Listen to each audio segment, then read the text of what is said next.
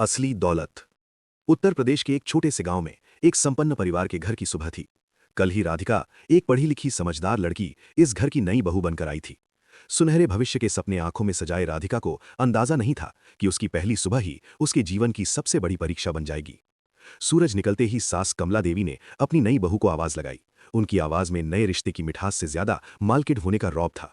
कमला देवी ने कहा, बेटी, अब ये घर तुम्हारा है। चलो जल्दी से उठो और सबके लिए चाय नाश्ता बना दो। आज से रसोई की जिम्मेदारी तुम्हारी।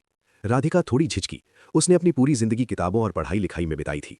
उसने संकोच भरे स्वर में मगर सच कहने की हिम्मत जुटाई, माँ जी, मुझे माफ करें, पर मुझे चाय बनाना भी नहीं आता। मैंने कभी रसोई में हाथ ही नहीं लगाया। पापा कहते थे कि पहले पढ़ाई पूरी कर लो, बाकी सब शादी के बाद सीख लेना। ये सुनना था कि कमला देवी का पारा चढ़ गया। उन्हें लगा जैसे उनके साथ धोखा हुआ है। एक पढ़ी लिखी बहू लाने का सारा उत्साह गुस्से में बदल गया। तमतमाते हुए उन्होंने तुरंत राधिका के पिता श्रीकांत जी को फोन खड़का दिया और फौरन आने को कहा। श्रीकांत जी घबराए हुए बेटी की ससुराल पहुंचे। उनके आते ही कमला देवी उन पर बरस पड़ी। उन्होंने ताना मारते हुए कहा, भैया जी, ये कैसी बेटी विदा की है आपने? हमने सुना था पढ़ी लिखी है, पर इसे तो पानी उबालना तक नहीं आता। शादी में इतना दहेज दिया, गाड़ी दी, सोना दिया, लाखों का सामान दिया, लेकिन रसोई का एक भी सबक नहीं सिखाया। हमारी तो नाक कटवा दिया आपने समाज में। श्रीकांत जी ने पहले अपनी डरी हुई बेटी को देखा, जो शर्म से सर झुकाए खड़ी थी। उन्होंने एक गहरी सांस ली और बहुत शांत मगर सधे हुए स्वर में जवाब दिया, जिसने वहां मौजूद सबकी बोलती बंद कर दी।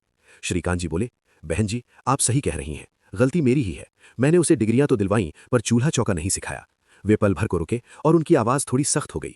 लेकिन एक कड़वा सच ये भी सुनिए, मैंने दहेज में जो गाड़ी, सोना और फ्रिज दिया था, क्या वो सब आपने मेरी बेटी के गुणों को देखकर मांगा था? नहीं ना, वो तो समाज का रिवाज था। मेरी गलती यह है कि मैंने उसे सामान के साथ विदा किया, आत्मनिर्भरता के साथ नहीं। लेकिन आपकी गलती यह है कि आपको एक जीती जागती बहू नहीं, बल्कि दहेज लाने वाली और दिन भर खटने वाली एक मशीन चाहिए थी। अगर आपने दहेज की जगह एक समझदार बेटी मांगी होती तो शायद आज ये नौबत नहीं आती। पिता के इन तीखे मगर सच्चे शब्दों ने कमला देवी को निरुत्तर कर दिया। उन्हें एहसास हुआ कि उन्होंने इंसान की कीमत सामान से लगाई थी।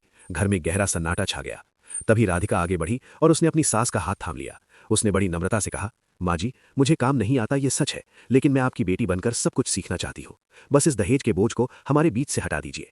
चलिए, सामान की बातें छोड़कर अब साथ मिलकर इस घर को बसाते हैं। कमला देवी की आंखों में पछतावे के आंसू आ गए। उन्होंने अपनी गलती मानी और अपनी बहू को गले लगा लिया।